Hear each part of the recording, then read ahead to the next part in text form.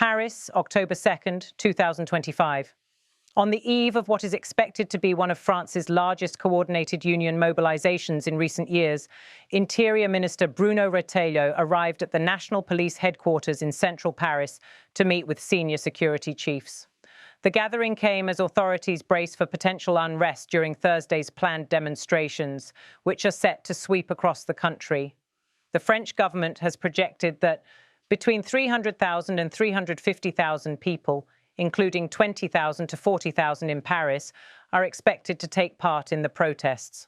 Nearly 250 separate marches have been authorized nationwide. The protests are fueled by a combination of economic grievances, frustration over pension reforms, and growing discontent over the cost of living crisis. Retailleau entered the secure government building just after dawn, flanked by his aides and security personnel. Cameras captured a brief moment as he stepped out of his official car and strode purposefully toward the meeting room. The footage released by AFP TV shows the minister greeting senior officials, including Paris Police Prefect Laurent Nunez, before the doors closed for what insiders described as a strategy session for the day ahead. The meeting brought together high-ranking figures from the national police, the gendarmerie, and elements of the military. For many, it was a familiar but tense routine, the kind of behind-the-scenes coordination that has become almost standard whenever France prepares for mass protests. Inside the room, as captured in the footage, the atmosphere appeared focused but solemn. Retailleau, seated at the right of the table, occasionally nodded as a senior police officer presented updates. On the other side sat Laurent Nunez, the Paris police chief known for his decisive handling of previous protests, including the Yellow Vest demonstrations several years earlier. According to a senior government official speaking on background, the Interior Ministry's central concern was the sheer scale of the planned demonstrations. Authorities anticipate the capital to be the main focal point, with several key arteries expected to be blocked by protest marches. The mobilization, scheduled to unfold in cities including Lyon, Marseille, Bordeaux, Toulouse, Lille and Nantes, is being driven by an alliance of major French trade unions. Union leaders have framed Thursday's demonstrations as a day of national mobilization, insisting that the government's new round of austerity measures and its failure to shield ordinary citizens from soaring prices demand a united response. One union leader described the protests as a show of people's determination to resist further social injustice. Security officials, however, remain wary.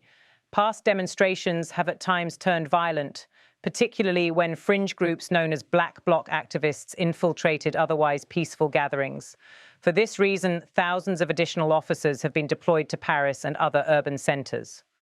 The gathering at the National Police headquarters carried added significance because it was among the last official security briefings chaired by Bruno Retailleau as Interior Minister. Earlier this week, he announced his intention to step down from the post due to what he described as personal reasons, a move that has sparked both political speculation and criticism from opposition leaders. During the meeting, Retailleau reportedly urged the assembled officers to remain vigilant and professional. According to officials briefed on the discussion, he emphasized the importance of preventing violence while respecting the right to protest. A senior aide quoted Retailleau as saying, "We have to ensure the safety of all citizens tomorrow, demonstrators, bystanders, and our own officers. The goal is to prevent any escalation and to keep the marches peaceful." His words echoed the broader government stance, acknowledging the legitimacy of public dissent, but warning against any attempts to turn the protests into riots. All eyes will be on Paris on Thursday, where the largest single demonstration is expected to take place. Authorities estimate that between 20,000 and 40,000 people could march through the capital. The designated protest route is expected to start from the Place de la République and move toward the Place de la Nation, passing through key boulevards that often serve as flashpoints during large-scale marches. The Paris Police Prefecture has already issued traffic advisories, urging commuters to use public transportation and avoid the protest routes. Barriers and police vans have been positioned at several strategic points across the city. A senior police commander briefing the minister was heard saying during the meeting, We will be deploying reinforced mobile units at key junctions to prevent crowd surges and keep emergency lanes open. The footage released by AFP TV highlighted the level of coordination between the national police, the gendarmerie and military liaisons. In one sequence, officers were seen discussing logistics, pointing at maps projected on a large screen at the front of the room. The discussion reportedly centred on the sequencing of deployments, where and when to position riot control units, how to respond to flare-ups, and what threshold would trigger the use of water cannons. One official who attended the meeting described it as calm but very precise, a technical briefing that reflected lessons learned from previous mobilisations. Retailleau, known for his hands-on approach to law and order issues, appeared attentive throughout. At one point, he leaned forward as a senior gendarmerie officer explained measures for securing key public buildings, including the National Assembly and the Senate. The protests come at a sensitive moment for President Emmanuel Macron's government, which has faced a string of challenges ranging from stalled economic reforms to sliding approval ratings. Analysts say the outcome of Thursday's demonstrations could either embolden the unions or further test the government's political resilience. Retailleau's departure from the Interior Ministry only adds to the sense of flux. Opposition leaders have accused the government of failing to maintain political stability at a time when France faces multiple crises, including persistent inflation, energy price spikes, and lingering public anger over the pension reform enacted earlier this year. A prominent opposition lawmaker remarked in Parliament, "The people feel abandoned, and even the Interior Minister is walking away at a moment of national tension." Government officials, however, insist that the transition at the ministry will not affect operational readiness for Thursday's mobilisation. A spokesperson for the Interior Ministry stated, "The chain of command is intact and all units are fully prepared for tomorrow's events."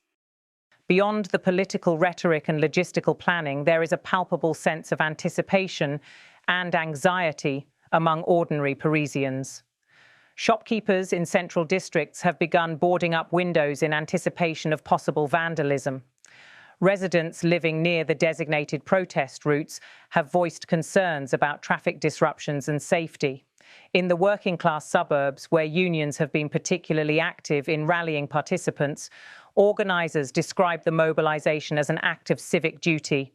A union representative from Seine-Saint-Denis said, "This is about standing up for the dignity of workers and the future of our children. We want our voices heard, not silenced." The Interior Ministry's decision to hold such a high-profile security briefing underscores the seriousness with which the government views the coming protests. France has experienced years of periodic unrest, from the Yellow Vest movement to repeated strikes over pension reforms, each episode testing the balance between state authority and public dissent. For Bruno Retailleau, Thursday's mobilisation represents both a professional challenge and a symbolic closing chapter of his tenure as France's top security official.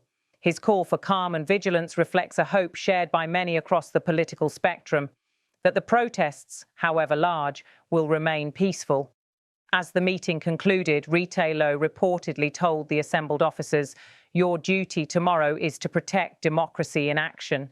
That means ensuring safety, upholding the law, and respecting the rights of all. With dawn approaching on a potentially volatile day, those words now set the tone for a country once again preparing to navigate the delicate line between protest and order."